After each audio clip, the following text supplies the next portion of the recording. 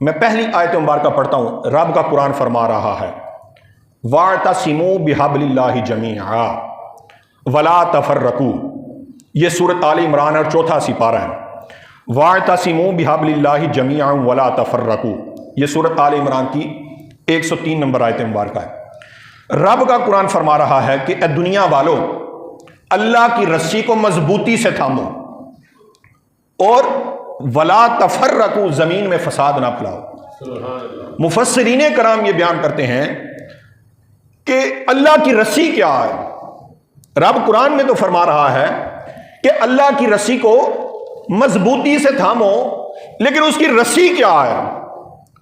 تو مفسرین کرام فرماتے ہیں کہ اللہ کی جو رسی ہے وہ رب کا قرآن ہے اور حضور کی اہل بیت ہے.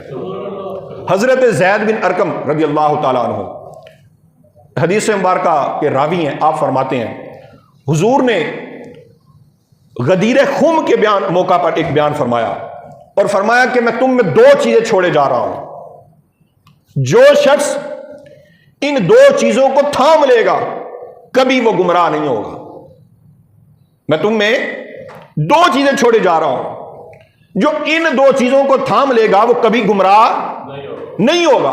صحابہ نے عرض کیا رسول اللہ، وہ کون سی دو چیزیں ہیں؟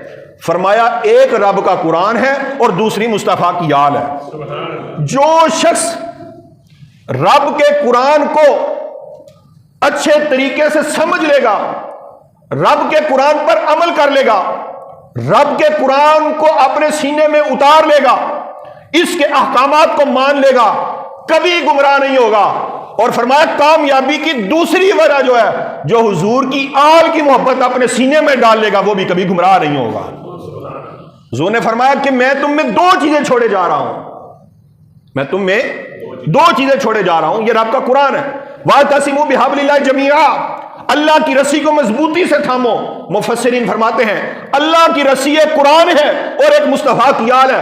بندہ ڈوبتا ہو تو رسی کو پکڑ لے، بندہ ڈوب نہیں سکتا. جو بندہ قرآن کو پکڑ لے گا اور مصطفیٰ کی آل کا دامن اپنے سینے میں ڈال لے گا وہ بھی بندہ کبھی ڈوب نہیں سکتا. تو جو شخص کامیاب ہونا چاہتا ہے اس کو چاہیے یا تو رب کے قرآن پر عمل کرے اور ساتھ ساتھ مصطفیٰ کی آل کا احترام کرے. رب فرما رہا ہے وَاعْتَصِمُوا بِحَبْلِ اللَّهِ جَمِيعًا، کہ اللہ کی رسی کو مضبوطی سے تھامو اور زمین میں فساد نہ پھیلاؤ. اتنی بات سمجھ آ گئی ہے جی؟ واقعہ کربلا بیان کرنا اور ہے، وہ تو واقعہ رونما ہو چکا. امام حسین تو شہادت کا نذرانہ دے کر چلے گئے. 10 محرم تو ہر سال آ رہا ہے. ہم ان کی شانیں تو بیان کرتے ہیں، لیکن کربلا والوں کی سیرت کس نے اپنانی ہے؟ رب کا قرآن فرما رہا ہے کہ اللہ کی رسی کو تھامو. تمام علماء امت کا اجماع ہے اس بات پر کہ اللہ کی رسی قرآن ہے، حضور کی آل ہے. مگر ہم کربلا والوں کی سیرت تو بیان کرتے ہیں، ان کی سیرت تو سنتے ہیں، سمجھتے ہیں، مگر ہم قرآن پر عمل نہیں کرتے. نمازیں ہم نہیں پڑھتے، روزے ہم نہیں رکھتے، زکوٰۃ ہم صحیح ادا نہیں کرتے، عشر ہم ادا نہیں کرتے صحیح طریقے سے، حج ہم ادا نہیں کرتے صحیح طریقے سے. اور رب کا قرآن فرما رہا ہے ایک دوسرے کا مذاق نہ اڑاؤ. رب کا قرآن فرما رہا ہے چغلی نہ کرو، غیبت نہ کرو. رب کا قرآن فرما رہا ہے حسد نہ کرو. رب کا قرآن فرما رہا ہے ایک دوسرے کو دانا لگاؤ. بے شمار ایسی چیزیں ہیں جو رب کے قرآن نے بیان فرمائی ہیں، مگر اہل بیت کا ذکر کرنا اور ہے. حضرت ان کا ذکر تو ہو گیا، ذکر کرنے سے برکت صرف حاصل ہوتی ہے، لیکن بندہ ان کے کردار میں ڈالے جائے پھر اس کی رحمتوں کا دوبالا ہو جاتا ہے مزہ. رب کا قرآن فرما رہے اس کی رسی کو تھامو، لیکن اس کی رسی کیا ہے؟ وہ قرآن ہے. اگر ہم دعویٰ کریں ہم حسینی ہیں اور حسینی ہونے کے ساتھ ساتھ ہم قرآن پر عمل نہ کریں تو ہم کیسے حسینی ہیں؟ تو حسینیت کی بنیاد یہ ہے کہ ہم رب کے قرآن کے احکامات پر عمل کریں. جب حضور کے احکامات پر عمل ہوگا تو پھر بندہ حسینی ہونے کا دعویٰ کر سکتا ہے، ورنہ دعویٰ نہیں کر سکتا وہ. اور دوسری بات،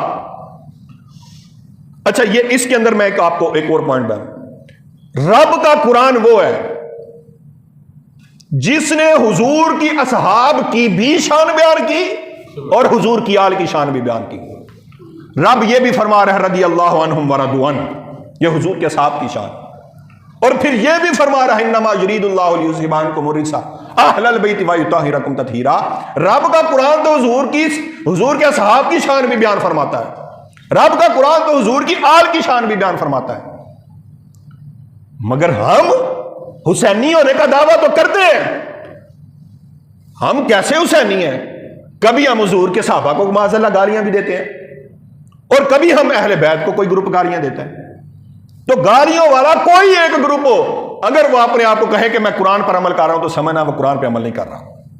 کیونکہ جنہوں نے قرآن پر عمل کیا نا، جنہوں نے قرآن پہ عمل کیا ہے، انہوں نے حضور کے صحابہ کو بھی ماننا ہے اور مصطفیٰ کی آل کو بھی ماننا ہے. آئے میں آپ کو اس کی مثال دیتا ہوں. اس کی مثال یہ ہے، امام علی مقام امام حسین رضی اللہ تعالیٰ عنہ، یہ ہیں حضور کی اہل بیت میں، اور حضرت عمر فاروق رضی اللہ تعالیٰ عنہ یہ حضور کے اہل بیت میں سے نہیں ہے. لیکن پیار آپس میں دیکھیے. آپ سارے مخاطب ہیں، نہیں سمجھ رہے ہیں؟ حضور کی اہل بیت میں امام حسین ہے، حضرت عمر فاروق نہیں ہے. آپس میں ان کا پیار دیکھیں. پھر بھی امام علی مقام بھی بچے ہیں، حضرت عمر فاروق کے صاحبزادے عبداللہ بن عمر بھی بچے ہیں. تو جی بچے گراؤنڈ سے آپس سے کھیل دے لڑ پہ نا، اس طریقے سے دونوں بچے آپس میں کھیل رہے ہیں. تو کھیلتے کھیلتے حضرت امام حسین نے کہہ دی، بچے تھے، وہ تو ساڈے نوکر دا منڈا ہے، ساڈے غلام دا تو بیٹا ہے. وہ بچہ سی غصہ کر گیا، حضرت عبداللہ بن عمر غصہ کر گئے، اے ساڈا پیو خلیفہ ہے، وہ خلیفہ ہے. روایات کے مطابق 22 لاکھ مربع میل بھی ہے، اور 36 لاکھ مربع میل کا حکمران، اتنے بڑی سلطنت کے حکمران کو غلام کہہ دیا جائے. بیٹے کو غصہ آیا، چلا گیا حضرت عمر فاروق کی بارگاہ میں، کہا جی پہلے میرا مسئلہ حل کری، کیا ہم غلام ہیں؟ کہا بیٹا بتا تو صحیح ہوا کیا؟ جی حسین ابن علی کہہ رہے تو ساڈے غلام دا بیٹا ہے. آپ نے فرمایا پھر جائیے رکے پہ لکھا کے لے آئیے، رکا قیامت والے دن کام آئے گا ہمارے. ہم کہیں گے یا اللہ یہ دیکھ تیرے نبی کے صاحبزادے نے ہمیں اپنے غلاموں میں شامل کر دیا، آج ہماری بخشش فرما دے. ارے جنہوں نے قرآن پر عمل کیا وہ تو یہ ہے حضور کی اہل بیت سے اتنا پیار کرتے ہیں، اور ہم کون سے بندے ہیں جو ہم حضور کی اہل بیت سے پیار ہی نہیں کرتے. حسینی ہونے کا دعویٰ کرنا اور ہے، اگر ہم قرآن کے اوپر عمل نہیں کرتے تو یہ سمجھ لینا ہمارا دعویٰ جھوٹا ہے.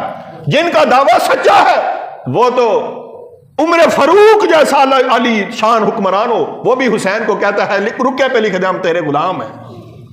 اور دیکھیں اب اہل بیت کی ان سے محبت دیکھی، یہ تھی حضرت عمر فاروق کی محبت اہل بیت سے. اب اہل بیت کی محبت حضرت علی سے، حضرت عمر فاروق سے دیکھی. کدی اس طرح ہوا ہے کہ دشمن نے اپنی بیٹی دیتی رہے؟ بولے بیٹی تو اس کو دی جاتی ہے جو کائنات میں سب سے حسین لگتا ہو، کسی کو لاکھوں میں سے کوئی ایک ہو.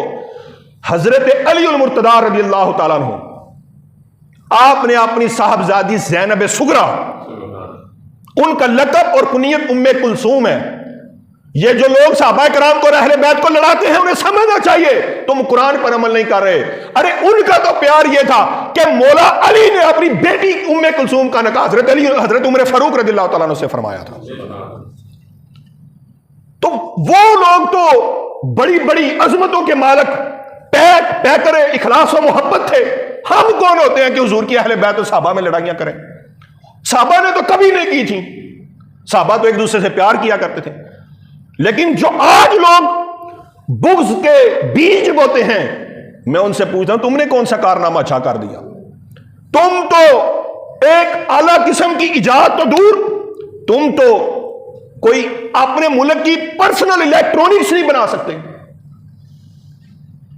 نہ تم وہ الیکٹرونکس ہو وہ ہم باہر سے امپورٹ کرتے ہیں، میڈیسن ہو وہ اکثر ہم باہر سے امپورٹ کرتے ہیں، ویکسینیشن ہو ہم باہر سے امپورٹ کرتے ہیں. ہم مسلمانوں کا کارنامہ کوئی راہ ہی نہیں سوائے تنقید کے، سوائے پریشان کرنے کے.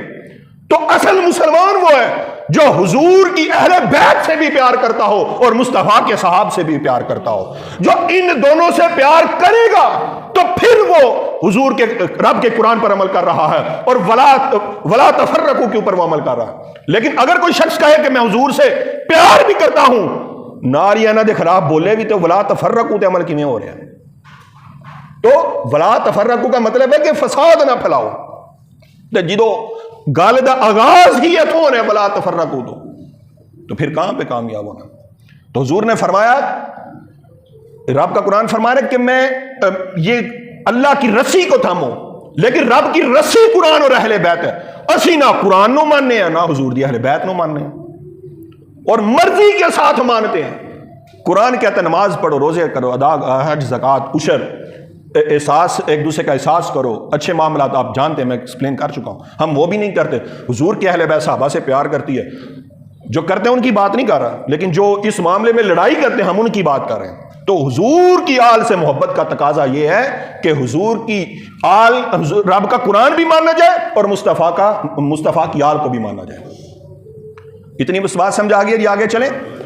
اب یہ ہے وہ بات جو میں آپ سے کر رہا ہوں، یہ وَاعْتَصِمُوا بِحَبْلِ اللَّهِ جَمِيعًا وَلَا تَفَرَّقُوا،